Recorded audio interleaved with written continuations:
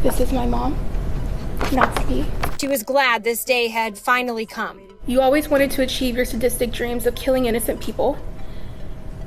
And now everyone you hurt has to deal with the consequences. Beneath the masks of everyday smiles, these young lives hid secrets too dark to ignore. Some people don't just break the law, they shatter every moral boundary. They were young, some barely adults, yet their crimes were so horrific that age didn't matter. These are the youngest people ever sentenced to death row, punished with the ultimate sentence for acts that shook the world. What he did is unspeakable. There's no way to take it back. There's no way to fix it. Barbecue skewers, a duffel bag. On April 12, 2006, in the quiet town of Purcell, Oklahoma, 10-year-old Jamie Rose Bolin was walking home from school. She lived in an apartment with her father, Curtis Bolin, who worked late hours. That day, Jamie never made it home. Instead, she was lured into the apartment of her neighbor, 26-year-old Kevin Ray Underwood, a man who had been hiding a dark and terrifying secret. Underwood had spent months preparing for something unimaginable. That afternoon, he saw Jamie alone and offered to let her play with his pet rat. Trusting him, she followed him inside.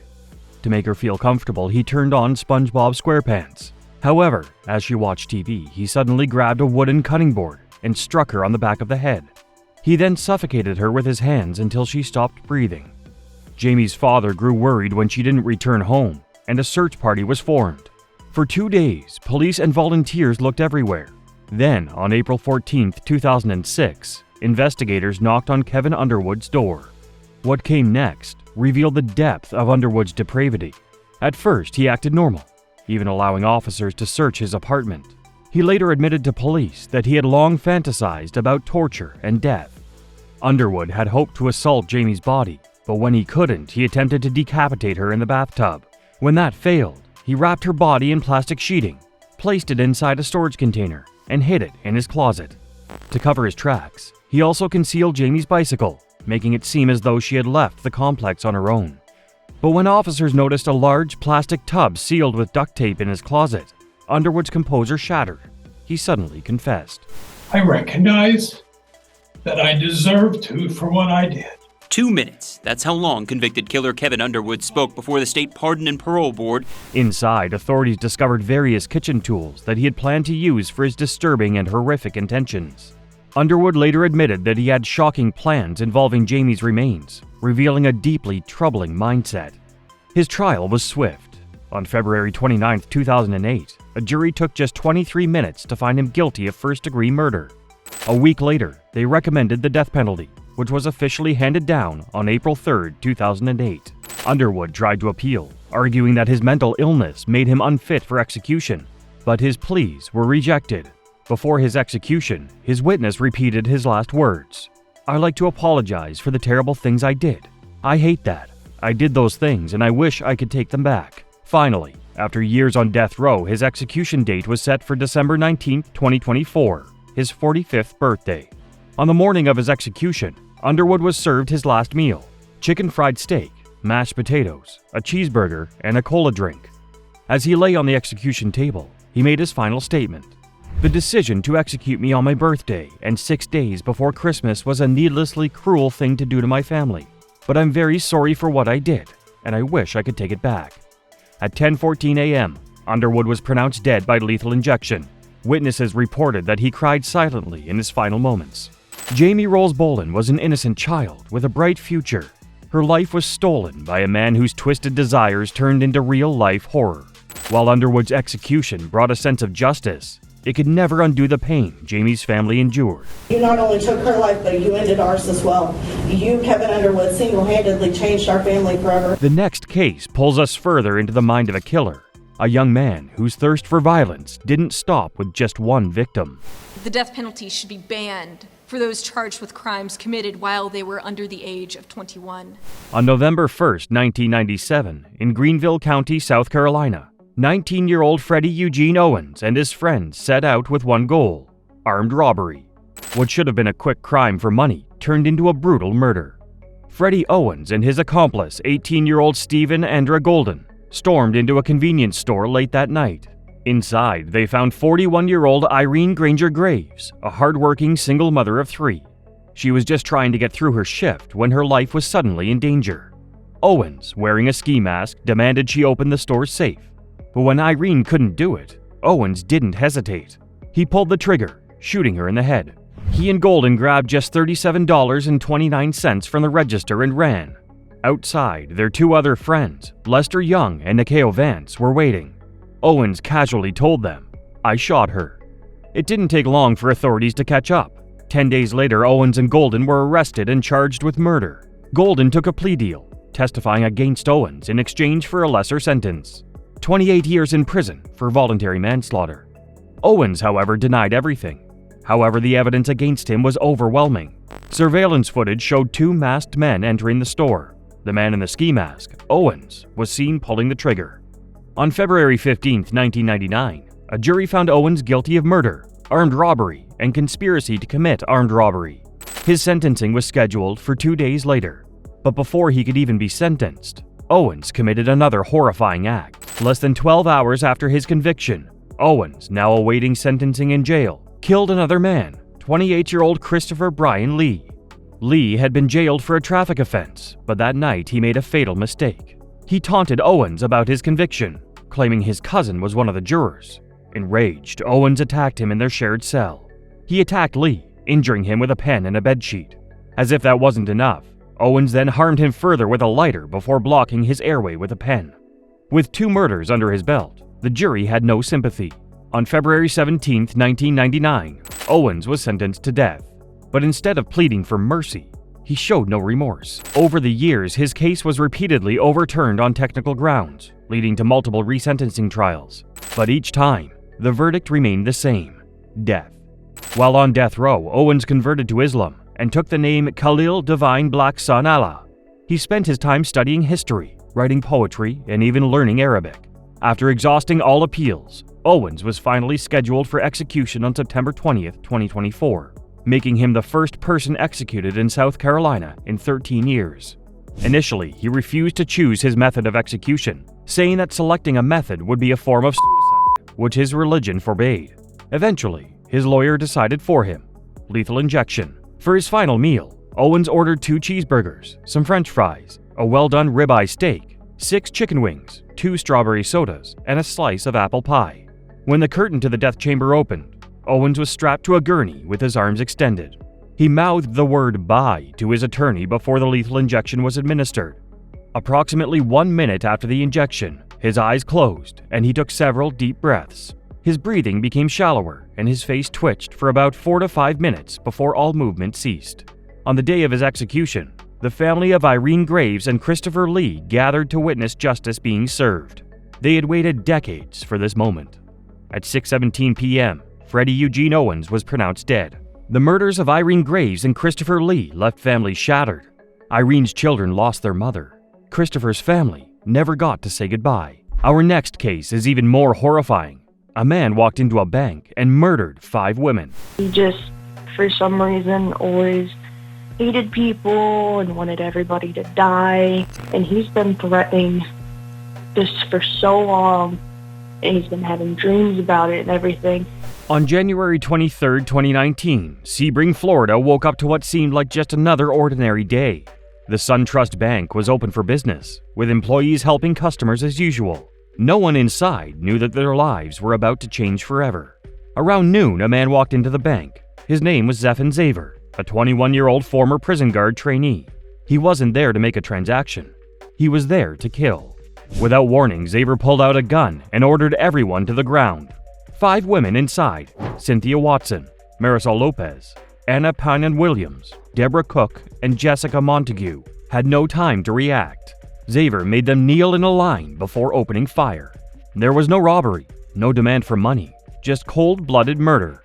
After the shooting, Zaver called 911 himself and calmly told the dispatcher, "I have shot 5 people." Zaver's background revealed troubling signs. As a teenager, he had violent thoughts and talked about harming others. In high school, he told classmates he had dreams about killing people. His school principal even contacted the police, but nothing was done. Later, Zaver joined the army, but he was discharged after 3 months. A former girlfriend, whom he met in a mental hospital, once said he believed the military was a way to kill people and get away with it. Despite these red flags, Florida police hired him as a prison guard trainee in 2018.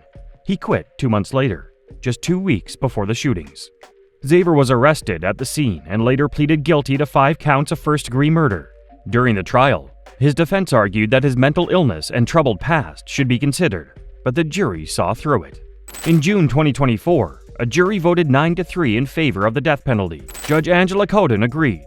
She called his actions calculated, heinous, cruel, and sentenced him to death. However, he remained stone-faced even after hearing his death penalty. The defendant was previously adjudicated guilty of count 5 for the crime of the first-degree murder of Cynthia Watson. This court sentences the defendant to death. Before sentencing him to death, she looked him in the eye and said, "May God have mercy on your soul." Zephan Xavier never denied his actions. He wanted to kill, and he did. Now he'll spend the rest of his days awaiting execution until the government sets a date, a fate that still feels too merciful for the horror he inflicted upon 5 innocent lives. The families of the victims were devastated. Marisol Lopez's son spoke in court saying, "You shattered me into a million pieces." Blackman, the family member of one of the families, had no sympathy for Xavier and stares at him angrily. On the stand, Blackman continuing to stare at Xavier, visibly emotional, shaking his head until the judge stopped the trial, removed the jury, and reprimanded the witness. The case shook Sebring, a small town of just 11,000 people. Many still struggle to understand how someone with such a disturbing history was allowed to walk free. Yeah, he works, he has his car. I mean, he was just a functioning 21-year-old. I mean, to my knowledge, anytime I'd ever seen him, he's just quiet. Our next case exposes how one fateful decision changed history forever. He truly wants the finality of this tonight. They want closure, they want it over. This was a horrific event that affected not just the family, but our entire community. On March 28, 1996, Donovan Corey Parks, a hardworking corrections officer, was just going about his day in Milledgeville, Georgia. He had no idea that a simple act of kindness would lead to his tragic death. That day, he ran into Robert Earl Butts Jr., a former coworker from Burger King, outside a Walmart. Butts asked Parks for a ride, and since they knew each other, Parks agreed. Butts got into the front seat, while his friend Marion Wilson Jr. sat in the back. Everything seemed normal as they drove away. Parks had no idea he was in danger. At some point during the ride, Butts and Wilson forced him to pull over. They ordered him out of the car, and as he lay on the ground, shot him in the back of the head with a sawed-off shotgun. His lifeless body was left face down on a residential street. Meanwhile, the 2 killers took his car and drove off. When they failed to find a buyer, they decided to burn it and destroy the evidence. To the Folk Nation gang, and we're talking to the prosecutors about that. This adds a more severe penalty to any offense. For 4 days, investigators worked to track down the killers. When Butts and Wilson were finally arrested, they both blamed each other for pulling the trigger. However, authorities discovered that both men were members of the Folk Nation street gang. Prosecutors believed that the murder was a gang initiation, killing an innocent man just to gain status. Both Butts and Wilson were charged with murder. The evidence against them was overwhelming, and in 1997, Wilson was sentenced to death. However, he showed no emotion, neither for his actions nor for his sentence. A year later, Butts received the same sentence. For years, they fought to overturn their convictions, filing multiple appeals, including one to the U.S. Supreme Court. But each time, the courts rejected their claims, ruling that their trials had been fair. The parolee board has issued a stay for an inmate who was scheduled to be executed today. Robert Earl Butts Jr. was scheduled to die tonight at the state prison in Jackson. One of his family members said, he loves his family, and the death penalty is not the answer. He is so very sorry, so please know that, and how much he loves his family, and this death penalty is no way to solve that. Justice was finally served in 2018. On May 4th, at the time of his execution, Butts requested a hamburger with bacon and 2 kinds of cheese, a ribeye steak, chicken tenders, seasoned French fries, cheesecake, and strawberry lemonade to drink. Robert Earl Butts Jr. was executed by lethal injection at Georgia Diagnostic and Classification State Prison. When asked for his final words, Butts said, "I've been drinking caffeine all day." It was a strange statement, making us wonder if he hoped the caffeine might counteract the effects of the lethal injection that would soon put him to sleep forever. As the procedure started, he muttered, "It burns, man." A year later, on June 20th, 2019, Marion Wilson Jr. was also executed. His execution made history. He became the 1,500th person to be put to death in the U.S. since the reinstatement of the death penalty in 1976. At the time of his execution, Wilson is served with 1 medium thin crust pizza with all the toppings, 20 buffalo wings with spicy sauce, 1 pint of butter pecan ice cream, apple pie, and grape juice. After his meal, Wilson recorded a final statement at 5 p.m. He accepted a sedative at 6 p.m. Before the lethal injection was administered, Wilson was allowed to make a final statement. He declared, "I ain't never taken a life in my life." Addressing his loved ones, he said, "I love y'all forever. Death can't stop it. Can't nothing stop it." He also accepted a final prayer. Wilson was pronounced dead at 9:52 p.m. His daughter, born after his arrest, says, "Her dad is a kind-hearted and gentle person. He has always been a type of daddy who just wants the best for his family and his child." My daddy, Marion Wilson, was a very kind-hearted, gentle person. He's always been the type of daddy who just wants the best for his family, his child, and the best for himself. Parks' family attended both executions, but they knew that no punishment could bring him back. His brother later shared the pain of their loss. Execution doesn't bring him back, but it offers a starting point for healing. In memory of his brother, he named his daughter Corey, ensuring that Donovan Corey Parks' name would never be forgotten. Our next case takes us to a killer whose motivation wasn't loyalty or reputation. It was pure evil. The statement that I had delivered to you already about my brother Donnie and the innocent men on Nebraska's death row. On August 14, 2018, Nebraska carried out its first execution in over 2 decades. The man at the center of this case was Carey Dean Moore, a convicted murderer who had spent nearly 40 years on death row. His execution would spark controversy, not just because of the crime he committed, but also due to the legal battle that unfolded over the substance used to end his life. It all started in the summer of 1979. Moore, a 21-year-old man from Omaha, Nebraska, made a choice that would alter his life forever. He robbed and murdered 2 cab drivers in cold blood. After the crimes, he was arrested and later confessed to the killings.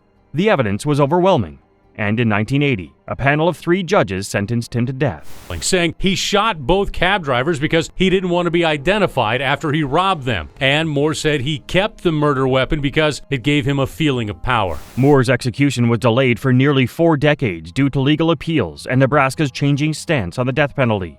But in 2018, after years of legal battles, the state decided it was time to enforce the sentence. This marked the first time a new method had ever been used in a legal procedure of this kind. On the morning of August 14, 2018, Carey Dean Moore was led to the execution chamber at the Nebraska State Penitentiary. In the hours leading up to his execution, Moore shared a meal with his family and friends, including his brother, David Moore. They were allowed to share Pizza Hut pizza, Pepsi, and strawberry cheesecake. This meal was shared with loved ones, including prison guards. Witnesses reported that Moore appeared composed yet shaken before the execution. He mouthed the words, "I love you," to his supporters before the lethal injection was administered. The first of 4 substances was administered at 10:24 a.m., and Moore was pronounced dead at 10:47 a.m. It was Nebraska's first execution since 1997, and the first in the state's history to be carried out using lethal injection. The Lancaster County coroner produced Moore's time of death at 10:47 a.m. As the director of the Nebraska Department of Correctional Services, I am required to carry out the order of the court. After the execution, Nebraska prison officials admitted they might never be able to obtain those substances again. Many pharmacies had refused to sell execution substances to prisons, making lethal injections harder to carry out in the future. People had mixed reactions. Some believed justice had been served. Moore had confessed to the crimes, and he had been sentenced according to the law. Others saw the execution as a violation of human rights, arguing that Nebraska had gone to extreme lengths to carry it out, despite the controversy. But the victim's mother was happy. She said that God had answered my prayers. I really do. My prayers have been answered. And I prayed all along that they would catch him, and God answered my prayers. Up next, Peter Avsenew, a cold-blooded killer whose crimes left a trail of devastation. His case exposed a shocking lack of remorse and a chilling willingness to take lives without hesitation. Now on 7 News at 5:30, police working a double murder mystery after a family member expected home for the holidays never shows up. We have 2 men who were murdered in this Wilton Manor's home. Now, detectives won't tell us very much more than that. They won't say who they are or how they were murdered. On a quiet December morning in 2010, a disturbing discovery sent shockwaves through the serene town of Wilton Manors, Florida. Inside a meticulously maintained home, the bodies of Stephen Adams and Kevin Powell, a beloved couple, were found in what police described as an execution-style killing. The crime was as brutal as it was senseless, leaving a once vibrant community in fear. Behind this horrific act was Peter Avsenew, a man with a troubled past and a chilling lack of remorse. But the full story of what unfolded and how Avsenew reacted in the courtroom made this case one of the most disturbing the state had ever seen. Peter Avsenew was no stranger to the criminal justice system. His life had been marked by a series of arrests for fraud, theft, and adult services. By the time he crossed paths with Stephen Adams and Kevin Powell, Avsenew had already developed a reputation as a dangerous drifter. Their brother, Stephen Adams, and his partner, Kevin Powell, were found shot to death in their Wilton Manors home over Christmas 2010. Adams and Powell, known for their kindness and generosity, had offered Avsenew a place to stay after meeting him online. But what began as an act of goodwill ended in betrayal. On December 23, 2010, Avsenew shot both men execution-style in their home, stealing their car, cash, and valuables before fleeing. But we do know that the bodies were discovered here yesterday. Investigators were horrified by the details of the crime scene. Evidence suggested the killings were calculated and cold-blooded, with no signs of a struggle. It was as if Avsenew had meticulously planned every step. Avsenew's escape was short-lived. Days after the murders, he was pulled over in South Florida, driving the victim's car. Inside, police found several of the couple's belongings, along with a journal detailing his thoughts, which prosecutors later used to show his twisted mindset. During his trial, the case against Avsenew was airtight. Ballistics linked the murder weapon to the crime scene, and surveillance footage placed him at the victim's home shortly before their deaths. The most damning evidence, however, came from his own words. Avsenew showed no remorse for the murders, claiming they were justified by his hatred for same-sex couples. Read a short statement to the jury before they deliberated. I have no regrets in my life, and I'm proud of every decision I've ever made. Nobody here knows what really happened that day. In 2018, after years of legal proceedings, Peter Avsenew was found guilty of first-degree murder and sentenced to death. His trial became infamous not just for the horrific details of his crimes, but for his behavior in the courtroom. Peter Avsenew was sentenced to death for murdering Stephen Adams and Kevin Powell. He made an obscene gesture at the family of Adams. When the verdict was read, Avsenew's reaction shocked everyone. He smirked at the victims' families and raised his middle finger, a final act of defiance that underscored his complete lack of remorse. His actions left the courtroom stunned and further cemented his place as one of Florida's most despicable killers. After what happened in that courtroom just now, I'm happy that he's put to the death penalty. The families of Stephen Adams and Kevin Powell were left grappling with their grief and anger. The couple had been pillars of their community, loved for their generosity and compassion. To see Avsenew treat their deaths with such contempt during his trial was almost too much to bear. For the jurors and spectators, Avsenew's chilling reaction during sentencing was a stark reminder of his callous nature. Even in the face of death, he seemed to relish the chaos and pain he had caused. His smirk, combined with his unapologetic demeanor, made it clear that he had no regrets. The case also sparked conversations about hate crimes and the dangers of misplaced trust. Adams and Powell had opened their home to someone they believed needed help, only to become victims of his twisted agenda. Peter Avsenew's behavior was a cruel slap in the face to the grieving families of his victims. But the next case of Sean Finnegan takes an even darker turn of calculated cruelty. Investigators discovering the body of Jennifer Paxton at a home on East Fairview Road. Now, documents say the victim was tortured and deprived of medical care. In Oak Ridge, Tennessee, the murder of Jennifer Gail Paxton shocked the community to its core. Jennifer was a young woman with a bright future ahead of her, but her life was cut tragically short in a way that defied comprehension. He's just, those eyes, just like a wild animal. The man responsible was Sean Finnegan, a figure whose disturbing actions would paint him as one of the most cruel and callous killers in the state's history. But it wasn't just his crimes that left people horrified. It was his behavior in court that made him unforgettable. In 2020, police in Oak Ridge, Tennessee investigate a tip that Sean Finnegan and his girlfriend Rebecca Dishman have a human body stored in their freezer. Sean Finnegan's life was a pattern of manipulation and control, culminating in the events that would make him infamous. In December 2020, Finnegan lured Jennifer Paxton to his home under the guise of offering her a place to stay. She had been struggling with homelessness and believed this was a chance to rebuild her life. But once inside, Finnegan's demeanor shifted from kind to sinister. He held her captive for weeks, subjecting her to physical and emotional harm. Witnesses and investigators later pieced together a timeline that revealed a horrifying pattern of torture and dehumanization. The tragedy reached its peak when Finnegan decided Jennifer was no longer useful to him. He bound her with zip ties, brutally beat her, and ultimately strangled her to death. As if the murder wasn't heinous enough, Finnegan desecrated her body before storing it in a freezer, an act that underscored his complete lack of empathy. The discovery of Jennifer's body came weeks later when a tip led police to Finnegan's home. Inside, investigators were met with a gruesome scene, her body stuffed into a freezer, evidence of her brutal final moments etched into every corner of the room. Finnegan was arrested and charged with first-degree murder, kidnapping, and abuse of a corpse.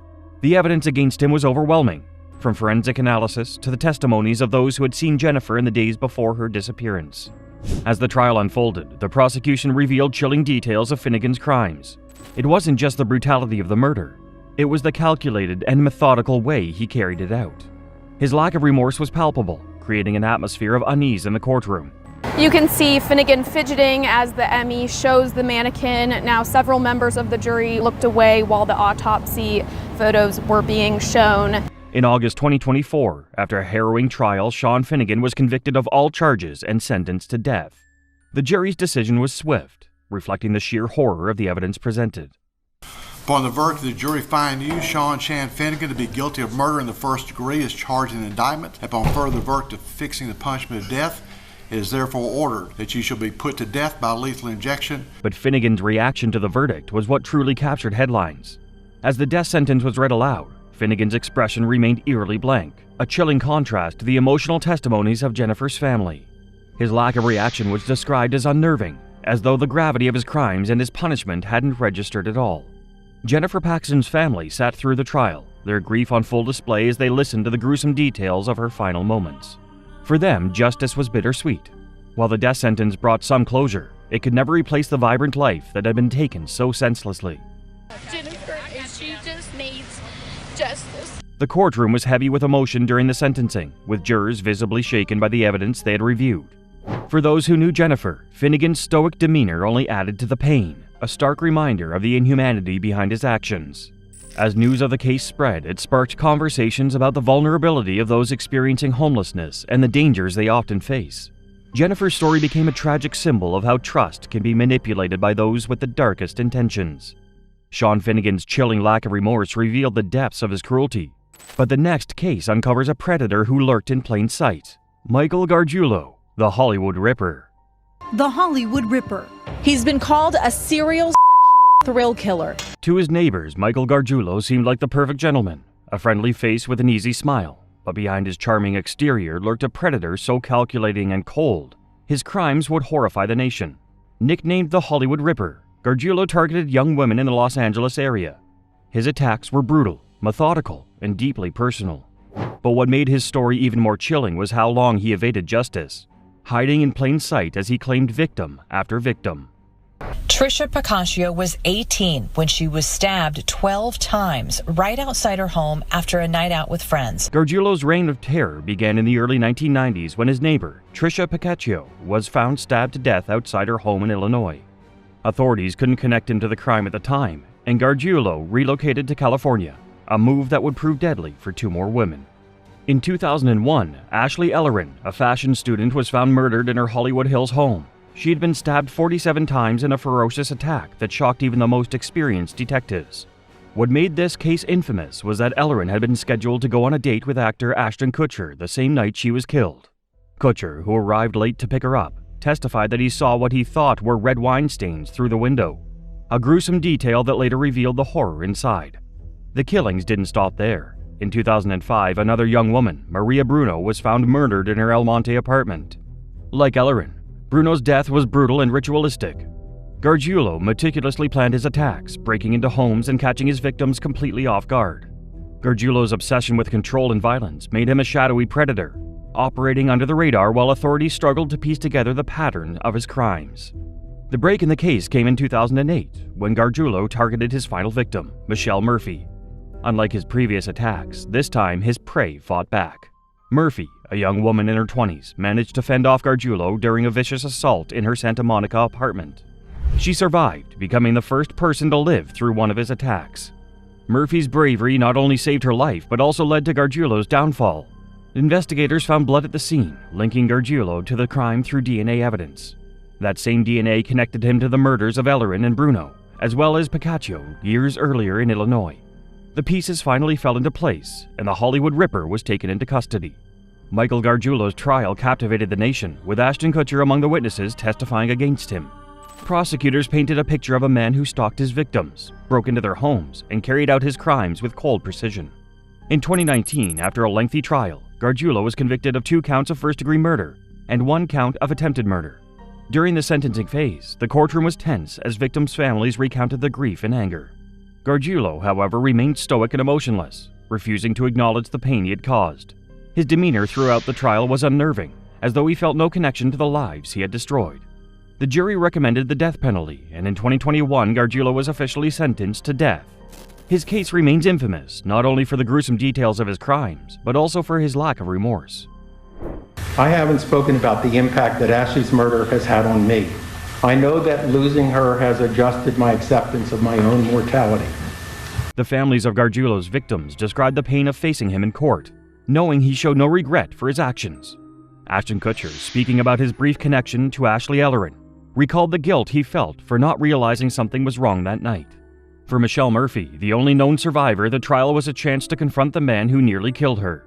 Her testimony was powerful and emotional, a reminder of the lives Gargiulo could have claimed if not for her resilience.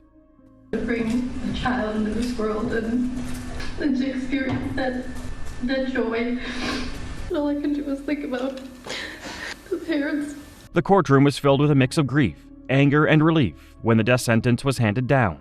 But for those who knew his victims, no punishment could truly erase the scars left by the Hollywood Ripper.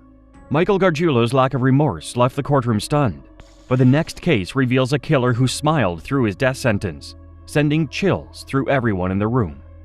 This is the most horrific crime that I had ever seen. The case that cannot be forgotten. Oh, God.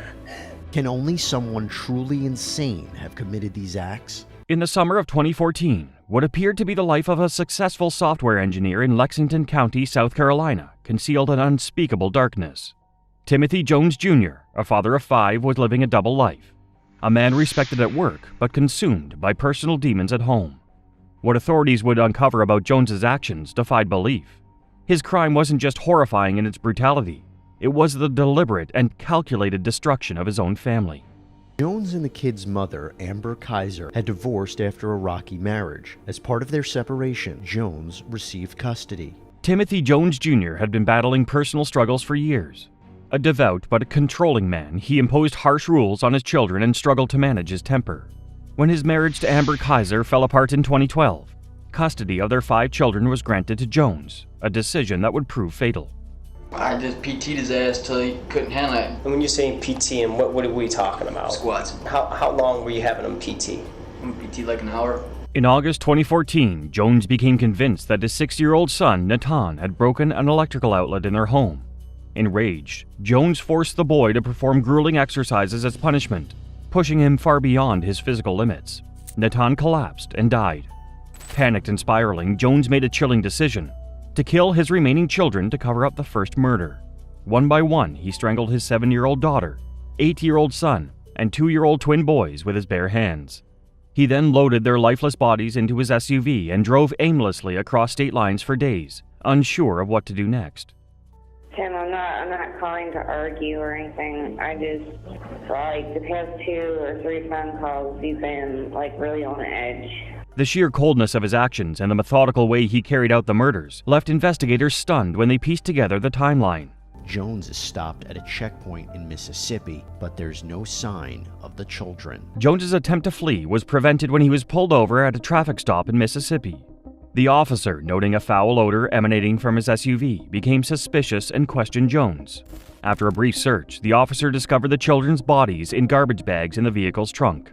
Jones was immediately arrested, and the horrific truth of what had happened to his children began to unravel.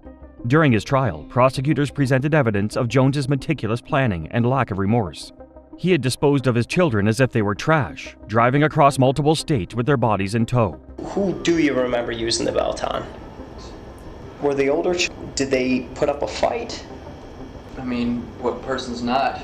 The courtroom was riveted as the details of Jones's crimes were laid bare, painting the picture of a man who saw his children not as human beings, but as obstacles to his freedom. In June 2019, Timothy Jones Jr. was found guilty of 5 counts of murder. During the sentencing phase, the defense argued that Jones suffered from mental illness and emotional instability, hoping to spare him the death penalty. And the murder of 5 children 11 years of age or younger. Now recommend to the court that the defendant, Timothy R. Jones Jr., be sentenced to death. But the jury wasn't swayed. After hearing the graphic details of the murders and the devastating impact on the family, they unanimously sentenced Jones to death. The judge described Jones's actions as the ultimate betrayal, a father turning against the very children he was meant to protect. Jones sat stone-faced during the sentencing, showing no visible emotion as the decision was read. The courtroom during Timothy Jones Jr.'s trial was a mix of raw emotion and disbelief. Family members, including Amber Kaiser, the children's mother, expressed their grief and anger in heartbreaking testimonies. Kaiser sobbed as she described her love for her children and her regret for trusting Jones to care for them. For the jurors, the case left a lasting mark. Some later admitted they were haunted by the images of the children and the cold, methodical way Jones carried out their murders. Jones's lack of reaction during the sentencing only deepened the pain for those in the courtroom. It was as if he had emotionally disconnected from the weight of his crimes, leaving victims' families struggling to find closure. This case became a chilling reminder of how a person can appear composed on the surface while hiding unimaginable cruelty beneath.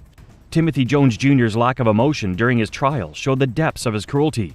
But the next case takes us to Alfred Bourgeois, whose heartless crimes and chilling courtroom behavior left everyone speechless. Home, a child killer who has spent 15 years on federal death row faces execution next month. In December 2002, Alfred Bourgeois' actions shocked the quiet community of Corpus Christi, Texas. A long-haul truck driver with a volatile temper, Bourgeois was arrested for a crime so horrific that even seasoned investigators struggled to comprehend it. The victim? His 2-year-old daughter, who was entrusted to his care during a temporary custody arrangement.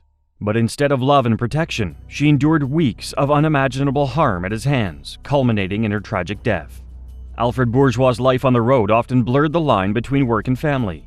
But beneath the surface, his temper and desire for control made him a dangerous figure, especially to those closest to him. In the weeks leading up to his daughter's death, Bourgeois subjected her to relentless physical and emotional torment. Witnesses later described seeing the child bruised, her tiny frame evidence of the systemic harm she endured. He would force her to sleep in the cab of his truck and withheld basic necessities as punishment for minor mistakes. The breaking point came during a routine stop at a naval base in Corpus Christi. Enraged after the toddler accidentally spilled her potty training seat in his truck, Bourgeois reacted with uncontrolled fury. He grabbed her and violently slammed her head into the dashboard, an act so brutal that it caused catastrophic injuries. When paramedics arrived, they found the child unresponsive. Despite their efforts, it was too late. Her small body bore the marks of a long history of harm, including fractures, scars, and internal injuries. The evidence painted a horrifying picture of what she had endured in her short life. The investigation into Bourgeois' crimes was swift and damning. Medical examiners confirmed that the fatal injuries could only have been caused by deliberate violence. Witness testimonies and forensic evidence left no room for doubt about who was responsible. During the trial, Bourgeois' attempts to defend himself fell flat. He claimed that death was accidental, but the prosecution tore his narrative apart, revealing his pattern of cruelty and neglect. Jurors listened in horror as the evidence mounted, showing that this was not a one-time incident, but the culmination of weeks of calculated harm. It didn't take long for the jury to deliver their verdict, guilty of first-degree murder and child abuse. The sentencing was equally decisive. Bourgeois was sentenced to death.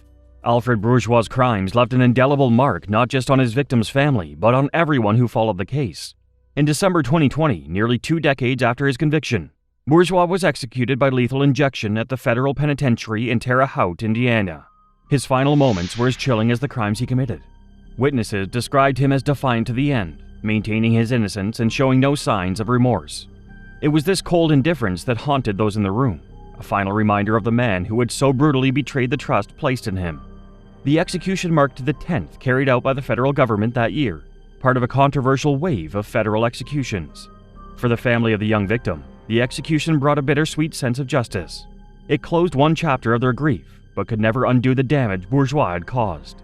The courtroom during Bourgeois' trial was a scene of heartbreak and anger. As prosecutors detailed the horrific harm, jurors and onlookers struggled to process the depths of his cruelty. Many found it hard to understand how someone could inflict such pain on their own child. Perhaps most unsettling was Bourgeois' demeanor throughout the trial.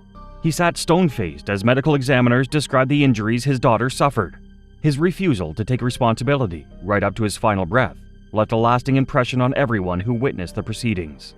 For the paramedics and doctors who tried to save the young girl, the case was a grim reminder of the worst they could face in their line of work. For advocates against child mistreatment, it became a rallying cry to ensure such tragedies were never ignored. The stories we've explored today are chilling reminders of how quickly life can spiral into darkness, and the actions of these young killers left scars that will never fade. In our next video on screen, we'll deep dive into the world's most shocking cases that stunned the world.